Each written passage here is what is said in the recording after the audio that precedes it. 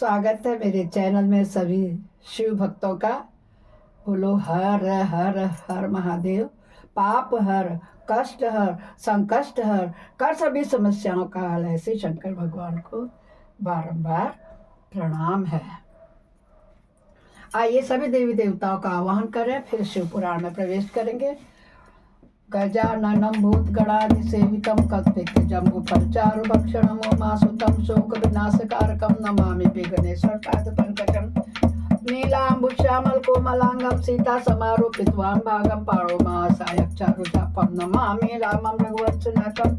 कर्पूरगौरं करुणावतारं संसारसारं भुजगेन्द्रहारं सदा वसन्तं हृदयारविन्दे भवानी सहितं नमामि। गुरुर्ब्रह्मा गुरुर्विष्णु गुरुर्देवो महेश्वर गुरु साक्षात् परम ब्रह्म तस्मै श्री गुरुवे नमः। आनंदी आनंद कर सब संकट दूर, जो सेवक शरण पड़े सदा रहे भरपूर। तुम दाता हम मांगता दिया तुम्हारी खाए, तुम ऐसी जगदाता माता तुम्हें छोड़ और किस दर जाए। सदा भवानी दायिनी सिद्धि करे गणेश, पंचदेव रक्षा करे ब्रह्मा विष्णु महेश। सर्वे भवन्तु सुखिनः सर्वे सन्तु निरामया, सर्वे भद्राणि पश्यन्तु मा कश्चित् दुःखभाग् भवेत्।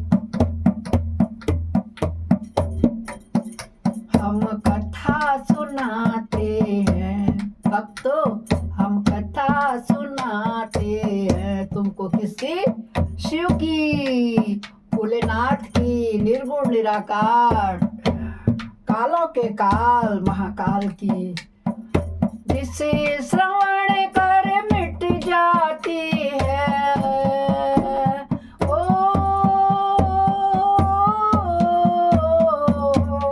जिसे श्रवण कर मिट जाती है जन्म जन्म की व्यथा। यही है शिव शंकर की कथा, यही है भोले बाबा की कथा, यही शिव शंकर की कथा, यही है भोले बाबा की कथा।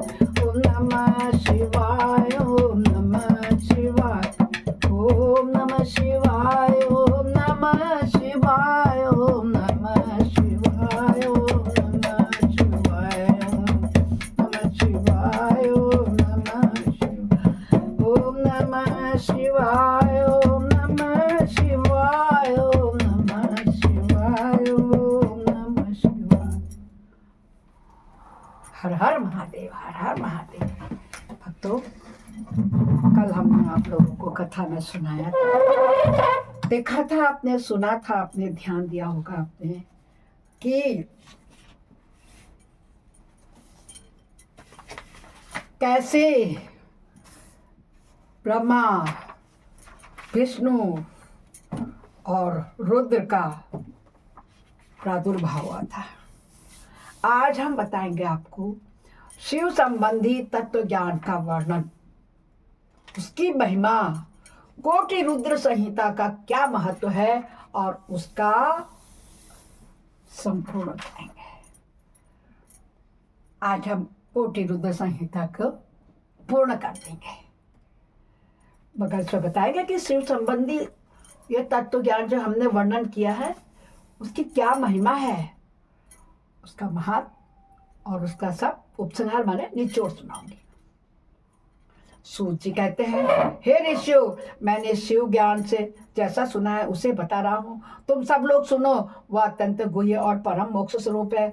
ब्रह्मा, नारद, सनकादि मुनि, व्यास तथा कपिल, इनके समाज में ही इन्हीं लोगों ने निश्चय करके ज्ञान का जो स्वरूप बताया है उसी को यथार्थ ज्ञान समझना चाहिए। संपूर्ण जगत शिवमय है, यह ज्ञान सदा अनुशीलन करने योग्य। सर्वज्ञ विद्वान को यह निश्चित रूप से जानना चाहिए कि शिव सर्वमय है। ब्रह्मा से लेकर तृण पर्यंत जो कुछ जगत में दिखाई देता है वह सब शिव ही है। वे महादेव जी ही शिव कहलाते हैं। जब उनकी इच्छा होती है तब वे इस जगत की रचना करते हैं। वे ही सबको जानते हैं, उनको कोई नहीं जानता। वे इस जगत की रचना करके स्वयं इसके भीतर प्रविष्ट होकर भी इससे दूर हैं। वास्तव में उनका इसमें प्रवेश नहीं हुआ है, क्योंकि वे निर्लिप्त हैं, सच्चिदानंद स्वरूप हैं। जैसे सूर्य आदि ज्योतियों का जल में प्रतिबिंब पड़ता है ना, वास्तव में जल के भीतर उनका प्रवेश तो होता नहीं है। ठीक उसी प्रकार साक्षात शिव के विषय में समझना चाहिए वस्तुतः तो वे स्वयं ही सब कुछ हैं। मतभेद ही अज्ञान है, क्योंकि शिव से भिन्न किसी द्वैत वस्तु की सत्ता नहीं है। संपूर्ण दर्शनों में मतभेद ही दिखाया जाता है, परंतु वेदांती नित्य अद्वैत तत्व का वर्णन करते हैं। जीव परमात्मा शिव का ही अंश है, परंतु अविद्या से मोहित होकर अवश हो रहा है और अपने को शिव से भिन्न समझता है। अविद्या से मुक्त होने पर वह शिव मय हो जाता है।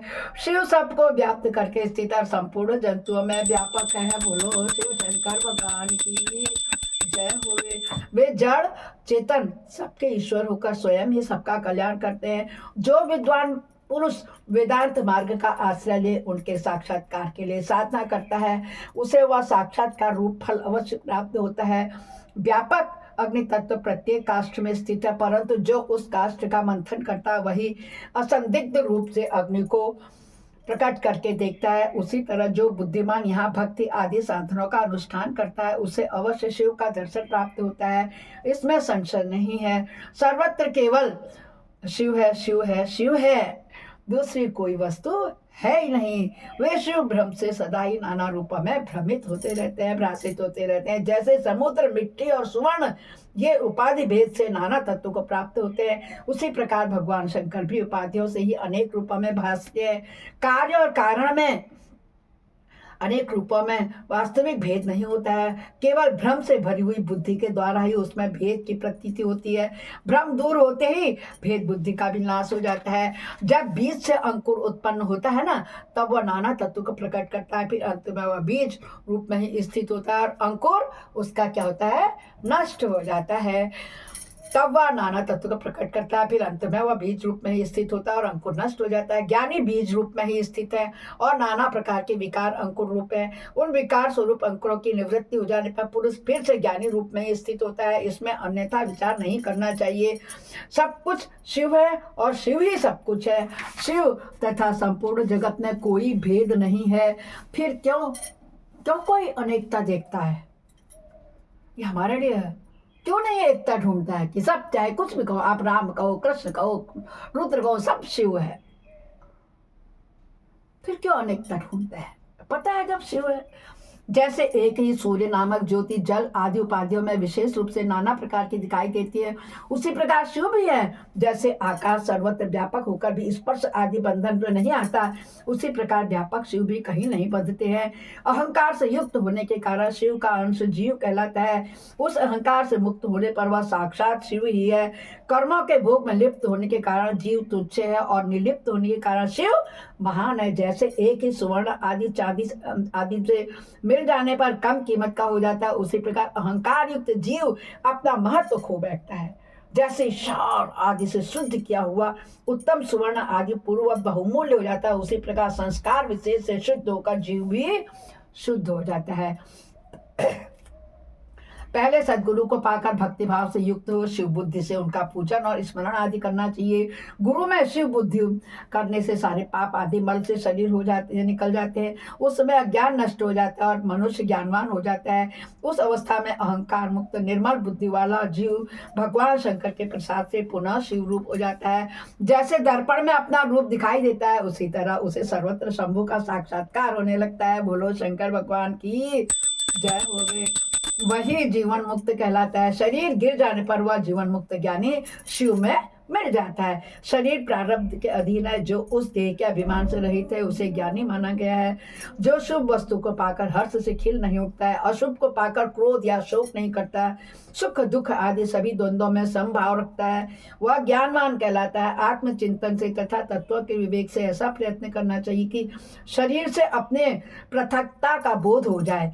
मुक्ति की इच्छा रखने वाला पुरुष शरीर एवं उसके अभिमान को त्याग कर अहंकार शून्य एवं मुक्त को सदाशिव में विलीन हो जाता है। अध्यात्म चिंतन एवं भगवान शिव की भक्ति ये ज्ञान के मूल कारण है। भक्ति से साधन विषय प्रेम की उपलब्धि बताई गई है। प्रेम से श्रवण होता है, श्रवण से सत्संग प्राप्त होता है और सत्संग से ज्ञानी गुरु की उपलब्धि होती है। गुरु की कृपा से ज्ञान प्राप्त हो जाने पर मनुष्य निश्चय ही मुक्त हो जाता है। इसीलिए जो समझदार हैं उसे सदा शंभु का ही भजन करना चाहिए। जो अनन्य भक्ति से युक्त होकर शंभु का भजन करता है उसे अंत में अवश्य मोक्ष प्राप्त हो जाता है। अतः मुक्ति की प्राप्ति के लिए भगवान शंकर से बड़ा कोई दूसरा देवता नहीं है। बोलो शंकर भगवान की जय हो। इसीलिए उनके शरण लेकर जीव संसार के बंधन से छूट जाता है। ऋषि कहते हैं, हे ब्राह्मणों, इस प्रकार वहां पधारे हुए ऋषियों ने परस्पर निश्चय करके जो यह ज्ञान की बात बताई है उसे अपनी बुद्धि के द्वारा प्रयत्न पूर्वक धारण करना चाहिए। मुनीश्वरों, तुमने जो कुछ पूछा था वह सब मैंने तुम्हें बता दिया, इसे तुम्हें प्रयत्न पूर्वक गुप्त रखना चाहिए। बताओ अब और क्या सुनना चाहते हो। ऋषि बोले, व्यास शिष्य, आपको नमस्कार है। आप धन्य हैं, शिव भक्तों में श्रेष्ठ हैं। आपने हमें शिव तत्व संबंधी परम उत्तम ज्ञान का श्रवण कराया है। आपकी कृपा से हमारे मन की भ्रांति मिट गई है। हम आपसे मोक्षदायक शिव तत्व का ज्ञान पाकर बहुत संतुष्ट हुए हैं। तब सूत जी ने क्या कहा, द्विजो माने ब्राह्मणों, जो नास्तिक हो, श्रद्धाहीन हो, शठ हो, जो भगवान शिव का भक्त न हो तथा इस विषय को सुनने की रुचि न रखता हो, उसे इस तत्व का ज्ञान उपदेश नहीं देना चाहिए। व्यास जी ने इतिहास, पुराणों, वेदों और शास्त्रों का बारंबार विचार करके उनका सार निकालकर मुझे उपदेश दिया है। इसका एक बार श्रवण करने मात्र से सारे पाप भस्म हो जाते हैं। बोलो शंकर भगवान की जय होवे। अभक्त को भक्ति प्राप्त होती है और भक्त की भक्ति बढ़ती है। दोबारा सुनने से उत्तम भक्ति प्राप्त होती है। तीसरी बार सुनने से मोक्ष प्राप्त होता है। अतः भोग और मोक्ष रूप फल की इच्छा रखने वाले लोगों को इसका बारंबार श्रवण करना चाहिए। उत्तम फल को पाने के उद्देश्य से इस पुराण की 5 आवृत्तियां करनी चाहिए। ऐसा करने पर मनुष्य उसे अवश्य पाता है। इसमें कोई भी संशय या संदेह नहीं है, क्योंकि यह व्यास जी का वचन है। जिसने इस उत्तम पुराण को सुना है उसे कुछ भी दुर्लभ नहीं है। यह शिव विज्ञान भगवान शंकर को अत्यंत प्रिय है। यह भोग और मोक्ष देने वाला है, शिव भक्ति को बढ़ाने वाला है। इस प्रकार मैंने शिव पुराण की यह चौथी आनंददायिनी तथा परम पुण्यमयी संहिता कही है, जो कोटि रुद्र संहिता के नाम से विख्यात है। जो पुरुष एकाग्र चित्त हो भक्ति भाव से इस संहिता को सुनेगा या सुनाएगा, वह समस्त भोगों को भोग करके अंत में परम गति को प्राप्त होगा। बोलो शंकर भगवान की जय। इस प्रकार जो हम आज तक आपको कोटि रुद्र संहिता का सुना रहे थे पाठ, वह आज संपूर्ण होता है अध्याय 43 पर। बोलो शंकर भगवान की जय हो।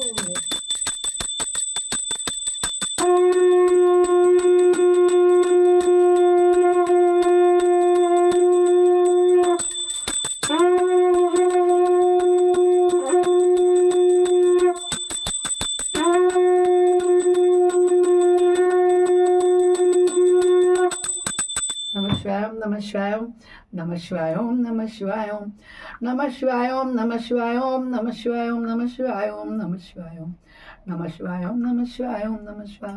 अपराध सहस्राणि क्रियन्ते अनिशम्य दासोऽमिति माम त्वां क्षमस्व परमेश्वरी।